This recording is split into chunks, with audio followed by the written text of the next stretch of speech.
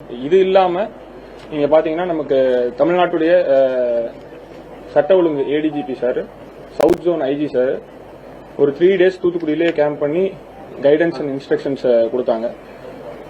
Second thing பாத்தீங்க அப்படின்னா சம்பவம் நடந்த நாள்ல இருந்து இந்நாள் வரைக்கும் திருநெல்வேலி சரக டிஐஜி திரு சரவணன் ஐபிஎஸ் சார் டெய்லி வந்துட்டு சீன் ஆஃப் கிரைமையும் அந்த வில்லேஜ் அந்த ஸ்டேஷன் விசிட் பண்ணி எனக்கு வந்துட்டு சப்போர்ட்டிவா கைடன்ஸ் அதெல்லாமே இருந்துச்சு. இப்போ இந்த வழக்குல பாத்தீங்க அப்படின்னா ஒரு நபர் இப்போ வந்து கைது செய்யப்பட்டிருக்காரு.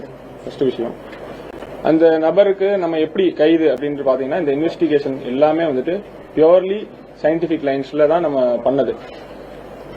சம்பவம் நடந்த அன்னைக்கே வந்துட்டு fingerprint expert, dog squad, forensic scientific team இவங்க எல்லாமே வந்துட்டு சம்பவத்தில் இருக்கக்கூடிய தடயங்கள் எல்லாத்தையுமே சேகரிச்சு நமக்கு வந்துட்டு ஒரு தனித்தனியா வந்துட்டு ஸ்பெஷல் ரிப்போர்ட் எல்லாமே கொடுத்துட்டாங்க.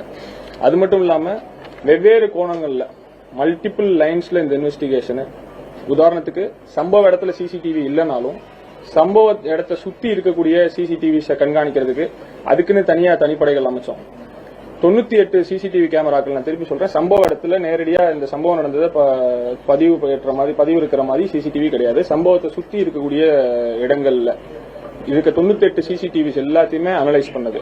அதுக்கப்புறம் டவர் டம்ப் அனாலிசிஸ் சொல்லுவாங்க. இதுல நீங்க பாத்தீங்க அப்படின்னா 2574 நம்பர்களுக்கு கால் பதிவேட்டுகள் பெற்று அதை அனாலிசிஸ் பண்ணதுக்கு தனியா டீம்ஸ். இது மட்டும் இல்லாம எம்ஓ கிரிமினல்ஸ், ஜெயில் ரிலீஸ் ஆன அஃபண்டர்ஸ், ப்ரீவியஸ் கன்விக்ட் ஆன அஃபண்டர்ஸ், இந்த மாதிரி குற்ற பின்னணி, அதாவது செக்ஷுவல் அஃபண்டர்ஸ் மட்டும் இல்லாம வேற குற்ற பின்னணிகளும் இருக்கக்கூடிய நபர்கள், அந்த பாதிக்கப்பட்ட கிராமமா இருக்கட்டும், அதை சுற்றி இருக்க ஊர்களா இருக்கட்டும், மொத்த தூத்துக்குடியா இருக்கட்டும், இருந்த நபர்கள் பாக்குறது கண்காணிக்கிறதுக்கு அவங்கள போய் எடுத்து அந்த சமயம் அவங்ககிட்ட போய் ஒரு இன்டராகேஷன் பண்றதுக்கு நிறைய டீம்ஸ் நம்ம போட்டோம். அதுக்கப்புறம் சம்பவ இடத்தை நீங்க சுத்தியே பாத்தீங்கன்னா வேடநத்தம், வேப்பிலோடை, புதூர், அதுக்கப்புறம் துரைசாமிபுரம், இந்த மாதிரி பல வில்லேஜஸ் இருக்கு. வேடநத்த கிராமத்திலே பாத்தீங்கன்னா ஆண்கள் தோராயமா ஒரு 800 நபர்கள் இருப்பாங்க.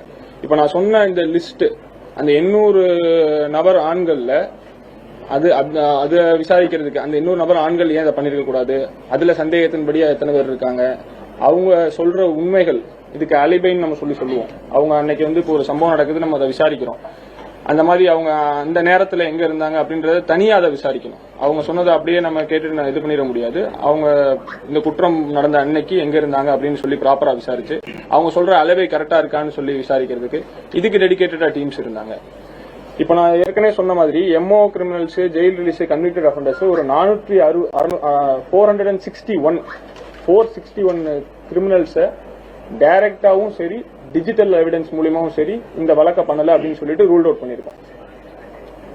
இந்த கிராமத்தை சுத்தி இருக்கக்கூடிய இத்தனை ஆண்கள்ல அவங்களுடைய கேரக்டர், இந்த கிராம மக்கள் கொடுக்கிற எவிடன்ஸ், விட்னஸை வச்சு அந்த நபர்கள் இதை பண்ணல அப்படின்னு சொல்றதையும் நம்ம ரூல் அவுட் பண்ணிருக்கோம். இப்ப இவ்வளவு நாட்கள் நம்ம பண்ண இந்த சிஸ்டமேட்டிக், தரோ அண்ட் ப்ரொஃபஷனல் ஒர்க்குனாலதான் நம்ம இந்த டிஜிட்டல் எவிடன்சஸ் நேரடியா போய் விசாரிச்சது, ப்ரீவியஸ் கிரிமினல்ஸ் எல்லாத்தையும் செக் பண்ணது, இது எல்லாத்தையுமே கன்சாலிடேட் பண்ணி நம்ம இந்த நபரை கைது பண்ணிருக்கோம். இவ்வளவு ஆதாரங்கள் நமக்கு கிடைச்சதை வச்சு இந்த நபரை நம்ம கைது பண்ணிருக்கோம்.